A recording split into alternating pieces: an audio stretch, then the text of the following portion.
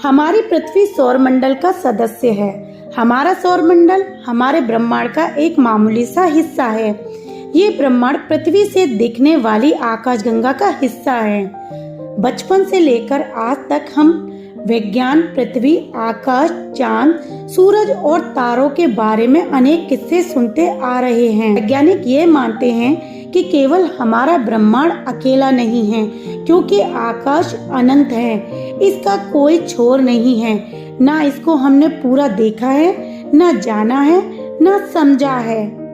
तो आखिर ये कैसे कह सकते हैं कि हमारे जैसे कई ब्रह्मांड हैं? असल में ये ख्याल सदियों पुराना है कि हमारे ब्रह्मांड जैसे दूसरे ब्रह्मांड हैं। सबसे पहले 16वीं सदी में कोपरनिकस ने ये कहा था कि पृथ्वी ब्रह्मांड का केंद्र नहीं।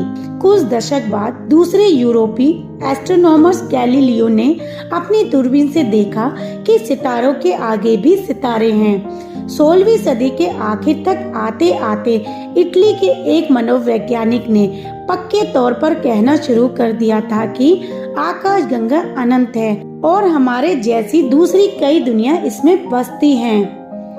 16वीं सदी से 18वीं सदी तक आते आते दूसरे ब्रह्मांड के ख्याल ने इंसान के दिल में पुख्ता तौर पर जगह बना ली थी। 20वीं सदी में आयरलैंड के एडमंड फोर्नियर ने ऐलान कर दिया था कि आकाशगंगा में बहुत सारे ब्रह्मांड बसते हैं। अब वैज्ञानिकों के इतने विचार हैं कि मसला हल होने की बजाय और मुश्किल हो जाता है। तस्वीर साफ होने की बजाय और धुंधली हो जाती है। असल में हमारे अलावा दूसरे ब्रह्मांड हैं, इसका पता लगाना मुमकिन ही नहीं है, क्योंकि इन्हें हम देख ही नहीं सकते। वहां तक पहुंचना तो खैर असंभव है। हमारा ब्रह्मांड केवल 138 करोड़ साल पुराना है, तो बाकी के ब्रह्मांड अगर हैं तो वो इतने प्रकाश वर्ष से ज्यादा दूरी पर हैं, दूर के वहाँ रोशनी नहीं पहुँच सकती। वैज्ञानिक कहते हैं कि ब्रह्मांड अभी अलग अलग है, मगर वो हमेशा ऐसा नहीं रहेगा।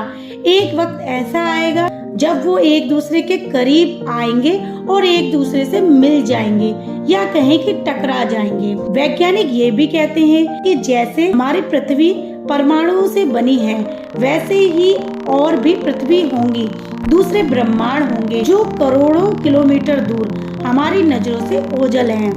ऐसा है तो जैसे हम आज दूसरे ब्रह्मांड धरतियों के बारे में बात कर रहे हैं, ठीक उसी तरह कहीं दूर ऐसी ही बातें हो रही होंगी। सोचिए ये ख्याल कितना दिलचस्प है। तो ब्रह्मांड की उत्पत्ति के बारे में चलन में है वो बिग बैंग थ्योरी है।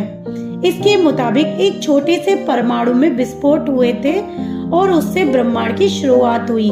इसके बाद इसका विस्तार लगातार होता जा रहा है। बिग बैंग थ्योरी के हिसाब से भी एक नहीं कई ब्रह्मांड होने चाहिए जो एक दूसरे से बहुत दूर हैं। कुछ लोग ये भी मानते हैं कि एक ब्रह्मांड में कई छोटे छोटे ब्रह्मांड पैदा होते हैं। ये कुछ उसी तरह है कि जैसे कई सितारे ब्लैक होल में समा जाते हैं, मगर नए ब्रह्मांड इसी ब्लैक होल से निकलते हैं, जिनका धीरे धीरे विस्तार होता जाता है।